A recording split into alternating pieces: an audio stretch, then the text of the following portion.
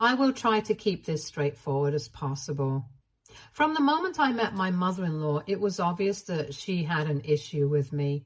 It wasn't just a matter of us not getting along or having different personalities. It was as if she instantly saw me as a threat.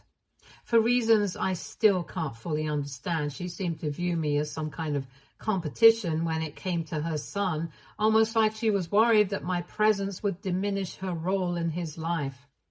Rather than just letting things be, she would constantly try to put me down in subtle and sometimes not so subtle ways. It became clear early on that she had a problem with me, and it wasn't going away. Now, if you're wondering why I went ahead and married my husband if his mother was such a nuisance in my life, well, it's because Cain has always stood up for me. Every time his mother had tried to belittle or insult me, he's been right there, firmly on my side, telling her to stop. It's one of the reasons I felt confident moving forward with our relationship, even with her negativity hanging over us. He's never let her get away with her hurtful behavior, and he always makes it clear that we're a team.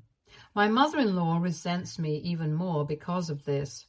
The fact that her son doesn't allow her to undermine me seems to add fuel to the fire.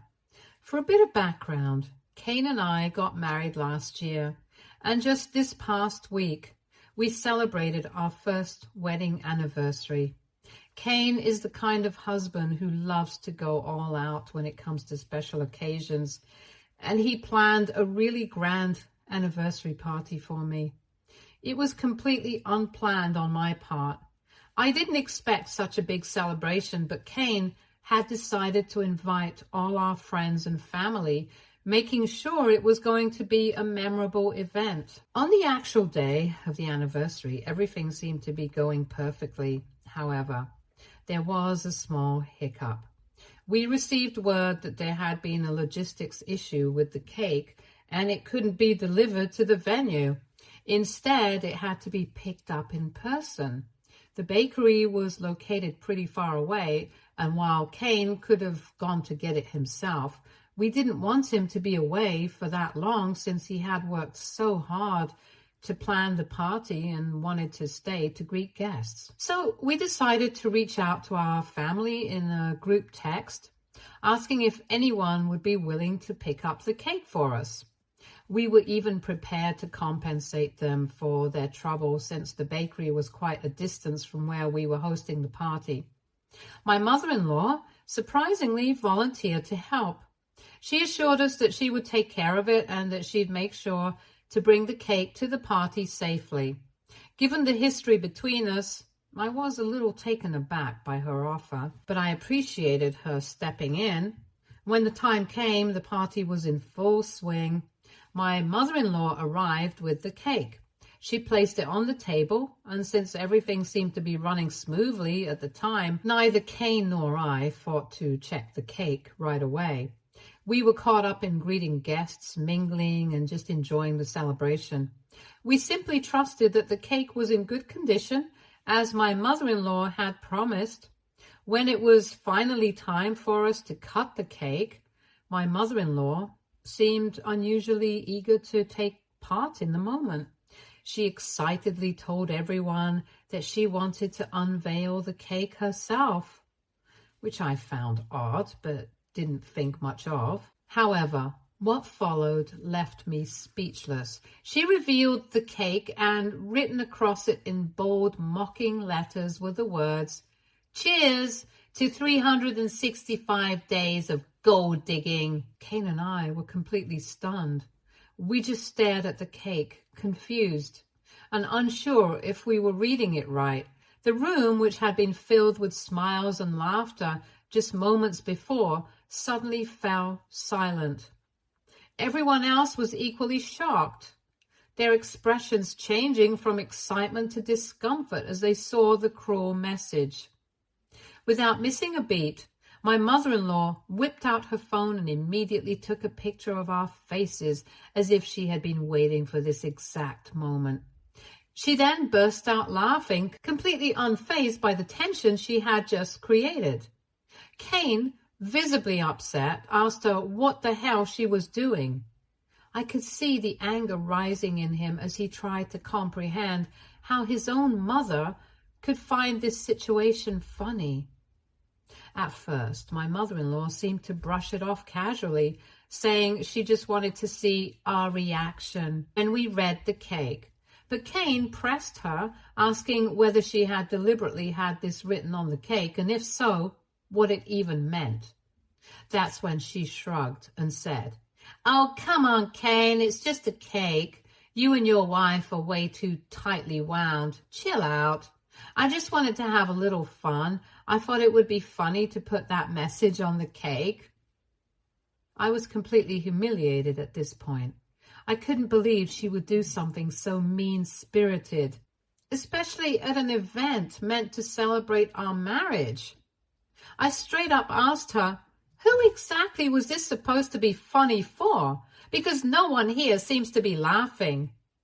My mother-in-law, still trying to downplay the situation, rolled her eyes and insisted that I was overreacting, making it seem like I was the problem.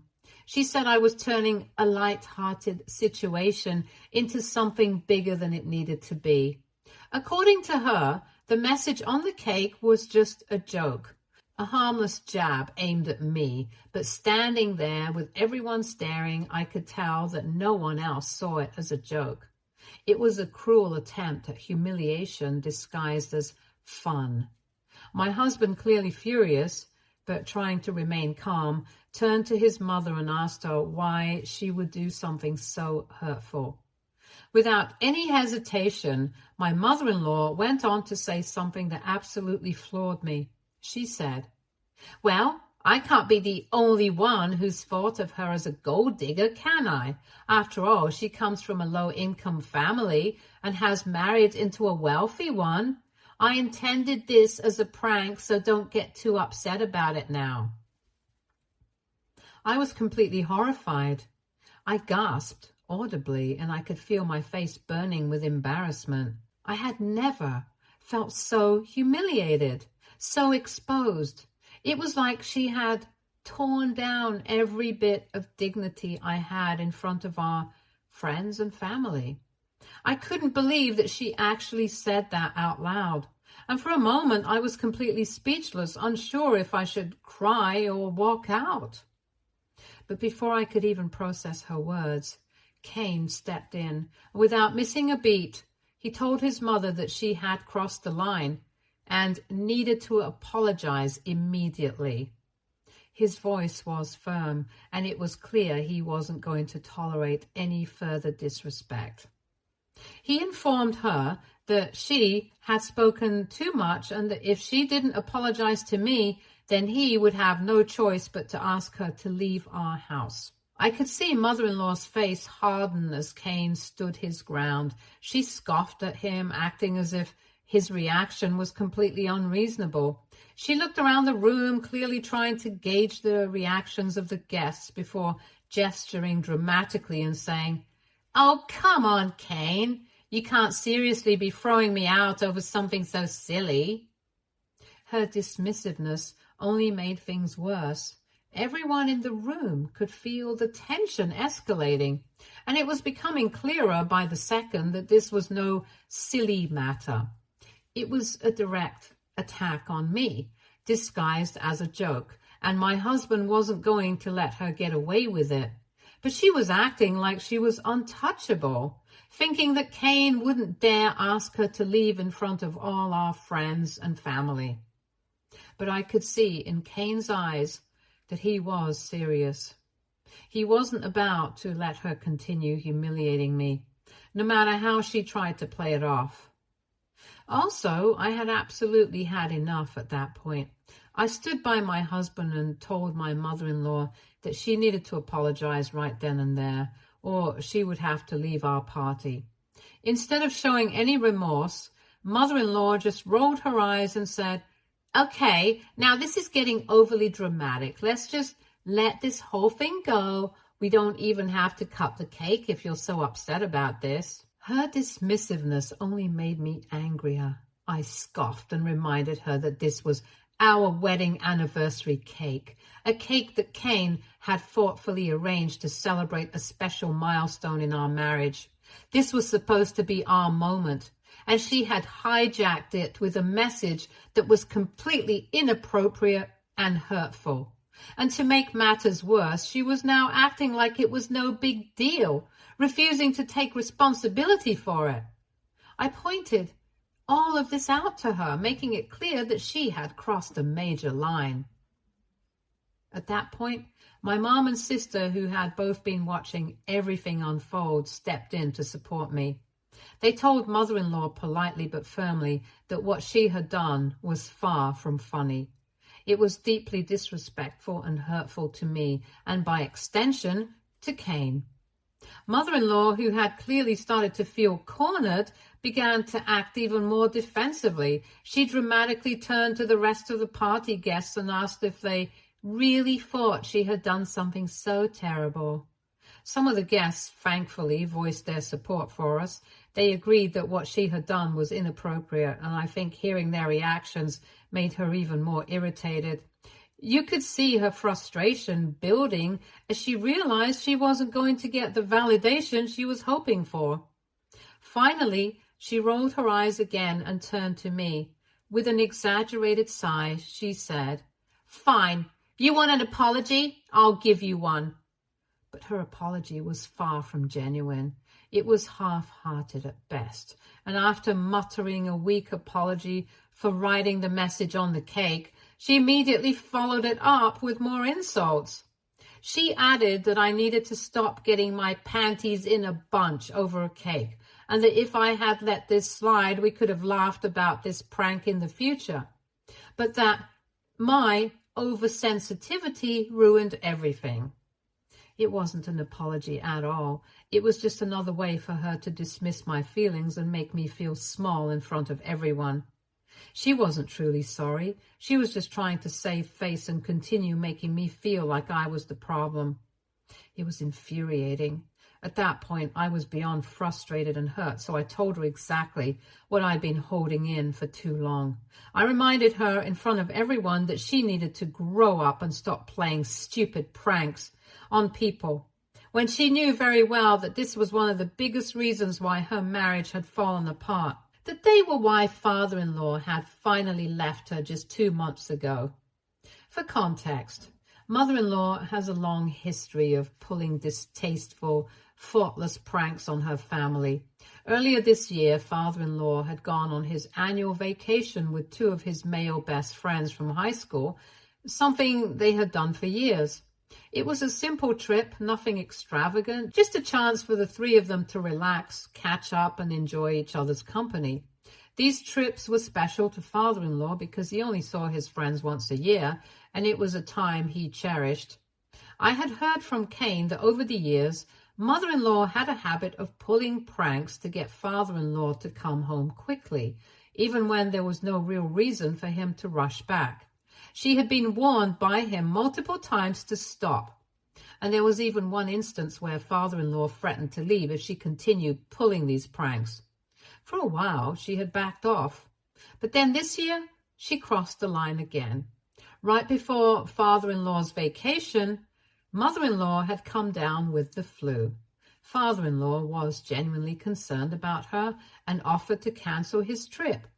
But since the tickets were non-refundable and me and Kane had promised to take care of her while he was away, she insisted he go on vacation with his friends. Father-in-law even told her he'd have his phone on him at all times and that she could call him if there was an emergency. He wanted to enjoy the trip but also ensure that mother-in-law was okay, so he put every safeguard in place to make sure she was comfortable while he was away.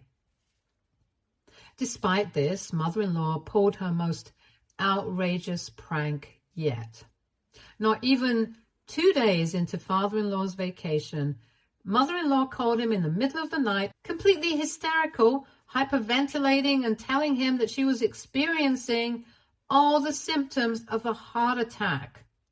Father-in-law, understandably terrified, urged her to call 911 immediately. But instead of doing that, she began going on about how much she loved him and how if she were to die that night, he shouldn't grieve for too long and should move on with his life.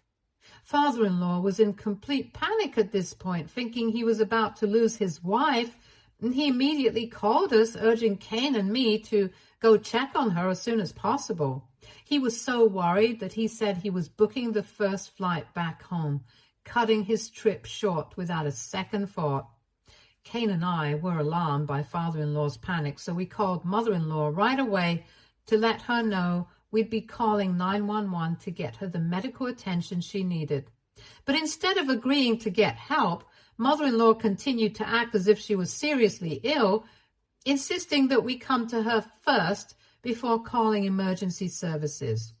It felt suspicious, but given the situation, we couldn't take any risks, so we rushed to her place, fearing the worst. When we arrived, we were absolutely appalled by what we found.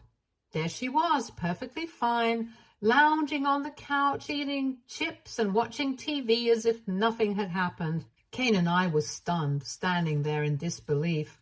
When she saw the looks on our faces, she started laughing as though it was all one big joke. She casually told us that it had all been a prank.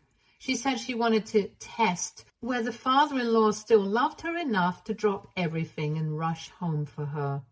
Kane and I were furious. We couldn't believe she had faked a medical emergency, especially something as serious as a heart attack, just to get attention. We immediately called father-in-law to stop him from cutting his vacation short, but by then it was too late. Father-in-law, who had been terrified of losing mother-in-law, had already boarded his flight and was on his way home. It was only when he landed and listened to the voicemails we left, explaining that mother-in-law was fine and the whole thing had been a sick prank, that he realized the truth. He was crushed, exhausted and angry, realizing that he'd rushed back for nothing, manipulated by mother-in-law's need for validation. That prank had deeply hurt father-in-law, and it was the final nail in the coffin of their marriage. He couldn't handle her constant games anymore, especially when they involved something as serious as his love and concern for her health. Long story short, father-in-law and mother-in-law had an explosive fight after that disastrous prank, and it finally led father-in-law to ask for a divorce. The very next day, father-in-law packed up and moved out, refusing to engage with her unless it was strictly related to their divorce proceedings. Mother-in-law, of course, couldn't accept any responsibility for the breakup. Instead, she began playing the victim, telling everyone that father-in-law had left her out of nowhere and that maybe he was going through some kind of midlife crisis. Kane and I knew the truth, but we decided to stay out of her narrative. This wasn't our fight, and frankly, we had enough on our plates without getting involved in their divorce drama. However, now that mother-in-law had publicly humiliated me at our anniversary party, I had finally reached my breaking point. I thought it was time someone stood up to her and taught her a lesson, so I didn't hold back. I told her in front of everyone that it was obvious she hadn't learned her lesson after father-in-law left her. I reminded mother-in-law of how her thoughtless pranks had literally driven her husband away. She stood there, stunned, as I laid it all out. I told her that this wasn't just about a cake with a hurtful message. It was about her complete lack of respect for other people's feelings. She had ruined her own marriage because of this, and now she was trying to ruin my anniversary with the same kind of cruelty. She had continued to be a nuisance, playing the same childish games that had ruined her own marriage. I said flat out that she was acting like an immature child and needed to grow up. The room went completely silent after I said that. Mother-in-law spluttered in embarrassment, and for once she didn't have a snarky comeback. I think hearing the truth about her own actions and being confronted with the consequences of her behavior in front of everyone hit her harder than she expected.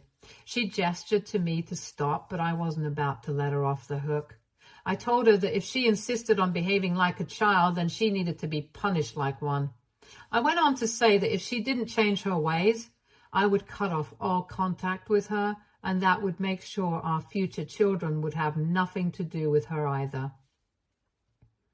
Hearing this, I could see some of the guests around us stifling laughter as we talked to her like I would berate a child, which only seemed to infuriate her even more.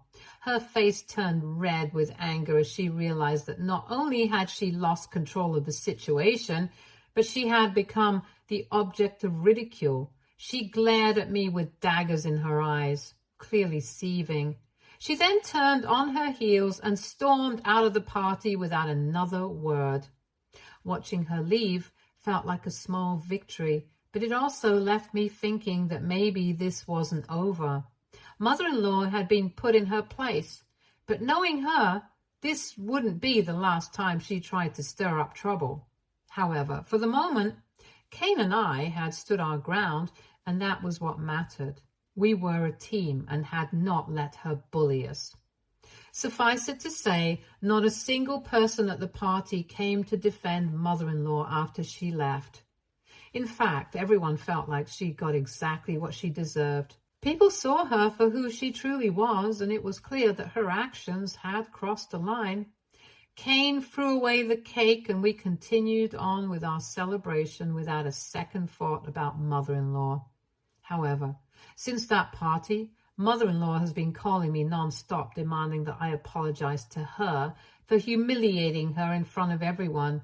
She's even gone so far as to threaten that if I don't, she's going to sue me for defamation, since now the story has gotten around and people have been calling her out for lying to them about why she and father-in-law are getting a divorce. She says I had no right to share such private information about her life, and that she is disgusted by me. Honestly, it's laughable. She has no grounds to stand on, and it's clear that this is just another one of her desperate attempts to flip the narrative and make herself the victim once again. I've spoken the truth, and the truth is not defamation. She humiliated herself by pulling that cruel stunt, and now she's scrambling to save face. Kane and I both know there's no legal basis for her threat, and frankly, I'm not about to let her scare me into backing down. But I'm done playing her games. If she wants to make this a legal battle, she'll only end up embarrassing herself further. But I doubt it will go that far. This is just another one of her attempts to bully and manipulate, and it's not going to work this time. AITA for calling out my mother-in-law after she tried to play a prank on me? Update 1. To answer some of your questions, first of all, yes, mother-in-law has a history of pulling pranks on us even before this latest disaster. One example that really sticks out is what she did on our wedding day. While I was getting my hair and makeup done, she actually stole my wedding dress and hid it somewhere. I didn't realize it at first, but as the clock was ticking closer to the ceremony, I still hadn't put the dress on. I started to panic. I was in full-on crisis mode, frantically looking for the dress.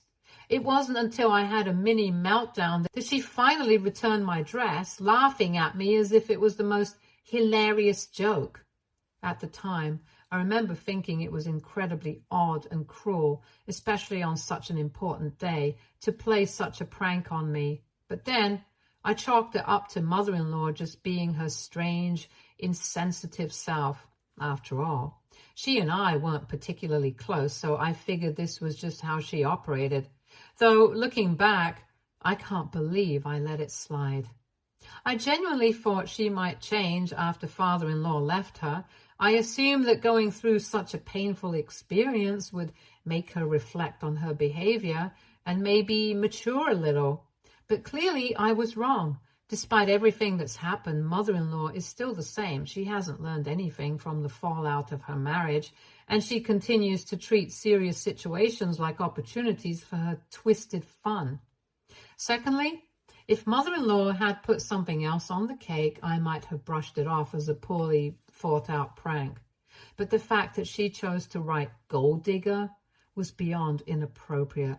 It struck a nerve because it's not just an insult, it's an attack on my character and my relationship with Cain.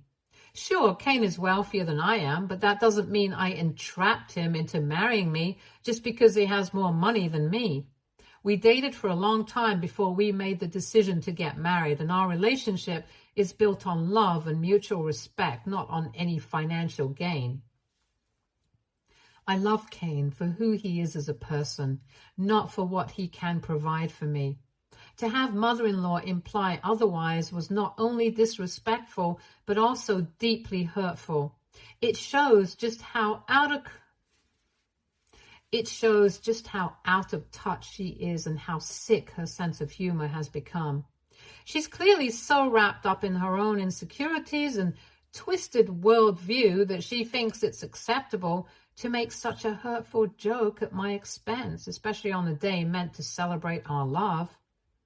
After this latest incident, I genuinely believe something is wrong with her. Her inability to recognize the severity of her actions and the impact they have on others is alarming. I think she really needs to get herself checked, both for her own sake and for the sake of her relationships. If she continues down this path, she's going to alienate everyone around her. Update 2. Cain had a serious conversation with his mother after she threatened to sue me. He made it clear that there was absolutely no way I would be apologizing to her for what happened. When he told her that, she threw an absolute fit. It was almost as if she thought he'd back down or somehow come to her defense. But Cain stood firm. He told her she could be as angry as she wanted with him, but she could never direct any of that anger towards me again. And that's when she tried to play the victim card, claiming that I had hurt her feelings and that as her son, he should be supporting her. But Cain didn't waver. He reminded her that he was my husband and that I came first no matter what. He wasn't going to allow her to manipulate the situation or twist the narrative to paint herself as the victim. Clearly furious, mother-in-law disconnected the call without saying another word. A short while later, she sent him a long text message that dripped with drama. In it, she lamented how she gave birth to him and sacrificed herself to bring him into this world. She claimed that despite all she had done for him, he continued to disrespect her. It was exhausting to read, as it reeked of guilt-tripping and manipulation. After he didn't respond to her message, she left me several voicemails claiming I was alienating her son during such a difficult time in her life. She insisted that all I needed to do was stay quiet about the prank she pulled.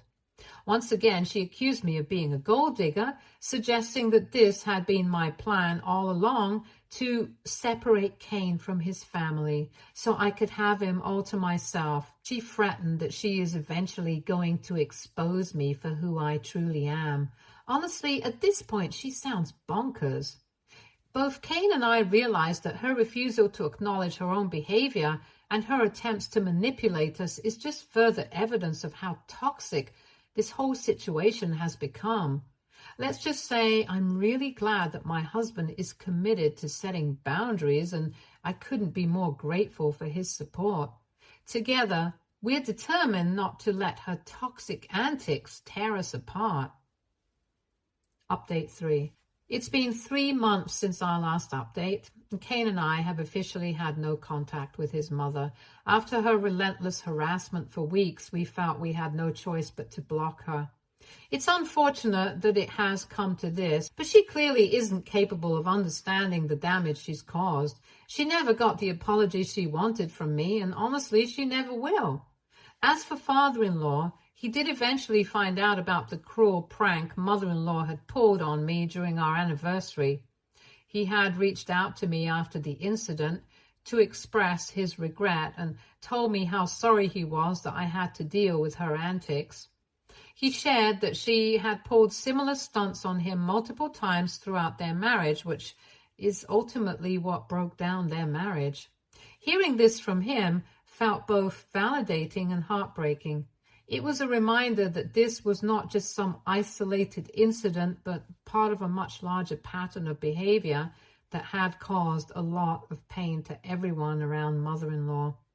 Additionally, her continuous disregard for her actions is one of the main reasons why father-in-law couldn't attend our anniversary party, as he actively avoids attending events where my mother-in-law will be present. Currently, father-in-law and mother-in-law are going through a bitter divorce, and from what I gather, she's doing everything she can to make things harder for him. It's sad to see their relationship deteriorate like this, but it's also clear that father-in-law deserves to be free from her manipulation and toxicity. I genuinely hope he finds peace soon. He's been through so much, and no one should have to endure the kind of emotional games she plays. In the meantime, Kane and I are focusing on our life together, setting strong boundaries and supporting each other. It's a shame that our family dynamics have become so complicated because of what mother-in-law did, but we're committed to prioritizing our well-being and happiness. Stay tuned for more stories from Argo Relationships.